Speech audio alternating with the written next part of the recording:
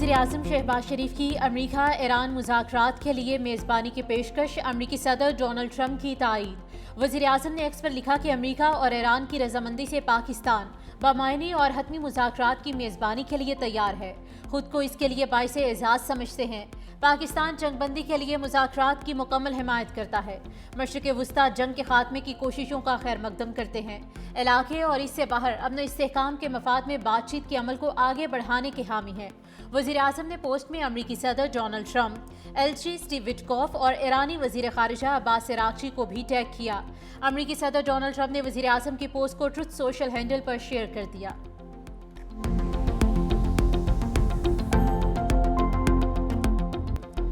پاکستان نے محاذ جنگ میں امید کا دیا روشن کر دیا۔ پاکستانی قیادت امریکہ ایران جنگ بندی کے لیے سفارتی محاذ پر سرگرم، فریقین کو مذاکرات کی میز پر لانے کی کوششیں۔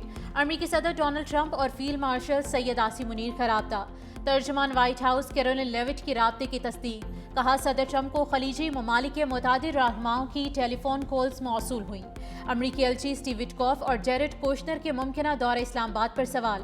ترجمان وائٹ ہاؤس نے کہا کہ یہ حساس سفارتی بات چیت ہے، امریکہ میڈیا کے ذریعے اس معاملے پر مذاکرات نہیں کرے گا۔ بدلتے حالات میں میٹنگز کے بارے میں قیاس آرائی کو حتمی نہیں سمجھنا چاہیے۔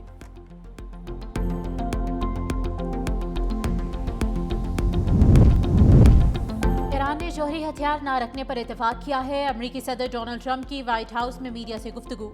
کہا ایران میں جن سے بات کر رہے ہیں وہ ڈیل چاہتے ہیں۔ ایران کے پاس اب لیڈر نہیں، بحریہ اور فضائیہ ختم کر دی، ہم اب بہتر افراد سے بات کر رہے ہیں۔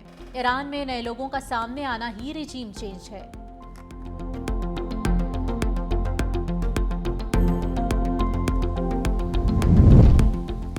دنیا اسرائیل اور امریکہ کے جرائم کے خلاف غصے کا اظہار کر رہی ہے۔ ایرانی صدر مسعود پزشکیان کہتے ہیں کہ ہم دنیا کے کئی ممالک کے عوام میں بیداری دیکھ رہے ہیں۔ پاکستان، ترکی، عراق، مصر اور عرب ممالک کے لوگ رد عمل سامنے آیا۔ دنیا کے آزاد لوگوں کے دل صہیونیوں کے ساتھ نہیں۔ خطے میں استحکام صرف باہمی تعاون اور اقوام کی خواہشات کے احترام سے ممکن ہے۔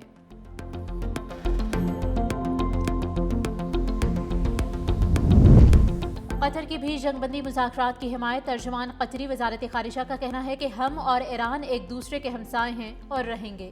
ایران کا مکمل خاتمہ کوئی آپشن نہیں۔ قطر، ایران اور امریکہ کے مذاکرات کا حصہ نہیں۔ متحارب فریق جتنی جلدی مذاکرات کریں اتنا اچھا ہوگا۔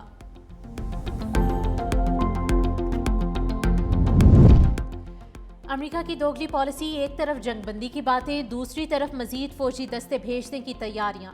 امریکی اخبار وال اسٹریٹ جرنل کا تہلکہ خیز انکشاف۔ لکھا پینٹاگون 3000 فوجی اہلکاروں کو مشرق وسطیٰ بھیجنے کے لیے عنقریب تحریری حکم نامہ جاری کرے گا۔ دستے امریکہ کے 82ویں فضائی انفینٹری ڈویژن پر مشتمل ہیں۔ 82ویں فضائی انفینٹری ڈویژن امریکی فوج کا ایک ایلیٹ یونٹ ہے۔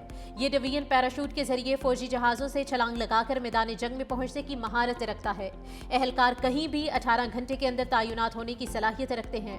رائٹرز کے مطابق امریکی اعلیٰ عہدیداروں نے بھی بتایا کہ امریکہ مشرق وسطیٰ میں ہزاروں اضافی امریکی فوجی بھیج سکتا ہے۔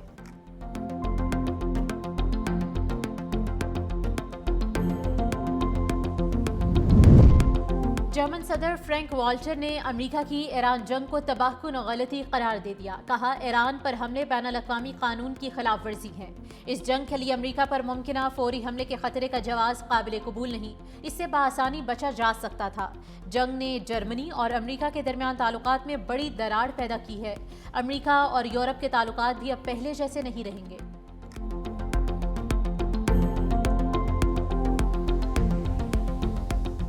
ٹرمپ کے اعلان کے باوجود اسرائیل باز نہ آیا۔ ایران کے شہر اصفہان میں اہم توانائی انفراسٹرکچر پر فضائی حملے، خرم آباد میں پاور پلانٹ کی گیس پائپ لائن کو نشانہ بنایا۔ ایرانی میڈیا کے مطابق اصفہان میں گیس کی انتظامی عمارت اور گیس پریشر ریگولیشن اسٹیشن پر حملہ ہوا۔ بمباری کے بعد خرم آباد میں بجلی کا نظام معطل۔ صوبہ قم میں ٹربائن انجن بنانے والی کمپنی پر میزائل حملہ۔ امریکی صدر نے ایران کے توانائی انفراسٹرکچر پر 5 روز تک حملے ملتوی کرنے کا اعلان کیا تھا۔ اسرائیل کا تہران میں پاسداران انقلاب کے انٹیلیجنس ہیڈ کوارٹر کو نشانہ بنانے کا دعویٰ۔ لبنان میں اسرائیلی حملوں میں شدت آ گئی۔ بیروت میں حملوں میں 2 لبنانی شہید، متعدد افراد زخمی۔ سور میں گیس اسٹیشن کو بھی نشانہ بنایا گیا۔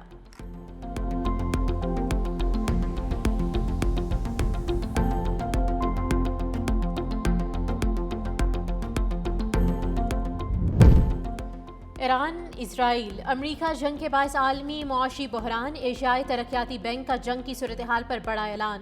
مشرق وسطی کشیدگی کے اثرات سے نمٹنے کے لیے مالی پیکج دینے کا فیصلہ، کہا ایشیا اور ایشیا پیسیفک ممالک کو فوری مالی مدد دی جائے گی، فوری بجٹ سپورٹ اور فائنانسنگ پروگرام شروع کر دیا گیا۔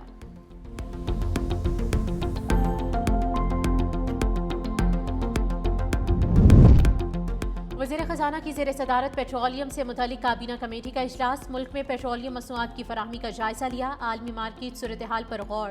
بریفنگ دی گئی کہ ملک میں تیل اور گیس کے ذخائر تسلی بخش سطح پر موجود ہیں، درآمدی انتظامات اور مقامی پیداوار سے سپلائی مستحکم ہے۔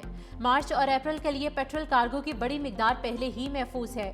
وزیر خزانہ کی متعلقہ اداروں کو صورتحال پر کڑی نظر رکھنے کی ہدایت، کہا پیٹرولیم مصنوعات کی بلا تعطل فراہمی حکومت کی اولین ترجیح ہے۔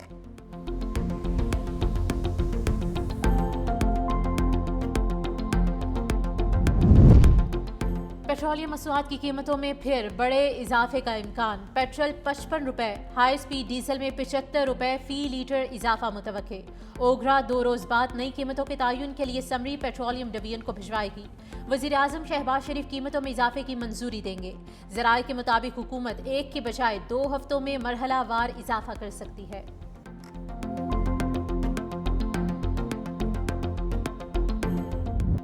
سندھ حکومت سمارٹ لاک ڈاؤن لگانے پر غور کر رہی ہے۔ ناصر حسین شاہ کہتے ہیں کہ موجودہ صورتحال کے پیش نظر روزانہ کی بنیاد پر اجلاس کیے جا رہے ہیں۔ سرکاری گاڑیوں کے پیٹرول کوٹے میں 60% کمی کی گئی ہے۔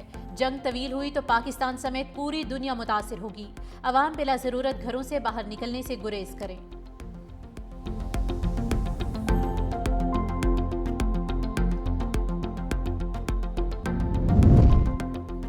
صدر پاکستان کا مسلح افواج کے افسروں اور جوانوں کے لیے فوجی اعزازات کا اعلان، 11 ستارے بصالت، 475 تمغہ بصالت اور 130 امتیازی اسناد دینے کی منظوری۔ ISPR کے مطابق 378 COAS کمنڈیشن کارڈز بھی جاری کیے گئے، 23 ہلال امتیاز، 100 ستارے امتیاز اور 136 تمغہ امتیاز عطا۔ ستارے بصالت حاصل کرنے والوں میں پاک فوج، نیوی اور ایئر فورس کے افسران اور جوان شامل۔ متعدد اعزازات شہداء کو بعد از شہادت عطا کیے گئے۔ بانی PTI سے اہل خانہ کو ملاقات کی اجازت نہ مل سکی، علیمہ اور نورین خان کو گورکھپور ناکے پر روکا گیا، سلمان اکرم راجہ اور دیگر رہنما بھی ہمراہ۔ پولیس نے وکلاء کارکنان کو آگے جانے کی اجازت نہ دی۔ بانی PTI اور بشرا بی بی کی جیل میں ملاقات کروا دی گئی۔ ملاقات اڈیالہ جیل کے کانفرنس روم میں کرائی گئی، جو 35 منٹ تک جاری رہی۔ دونوں نے ایک دوسرے کا احوال دریافت کیا۔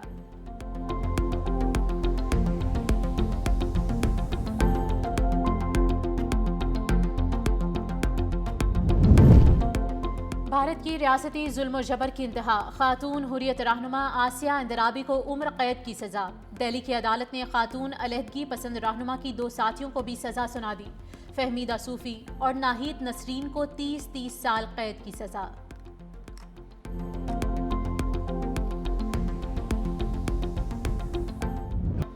اپوزیشن لیڈر علی خورشیدی کے سندھ حکومت پر لفظی حملے، کہا بڑے بھائی کو سمجھا رہے ہیں سدھر جاؤ۔ بڑا بھائی سدھرنے کا نام ہی نہیں لے رہا، بگڑے ہوئے بچے کو سیدھا کرنے کے لیے کچھ کرنا ہوگا۔ بنیادی مسائل پر سوال کرو تو کہتے ہیں سیاست کر رہے ہو۔ کراچی کی گلیاں سڑکیں ٹوٹی ہوئی ہیں، حادثات میں آئے روز قیمتی جانیں ضائع ہو رہی ہیں۔ سندھ بھر میں بے شمار مسائل ہیں، 6 کروڑ لوگوں کی آواز MQM ہے۔ کسی کو برا لگتا ہے تو لگے، ہم آواز اٹھاتے رہیں گے۔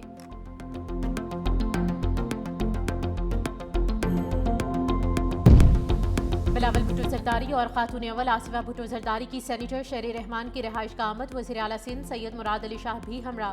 شہری رحمان سے صاحبزادی ماروی ملک کے انتقال پر تعزیت، مرحومہ کے بلندی درجات کے لیے دعا۔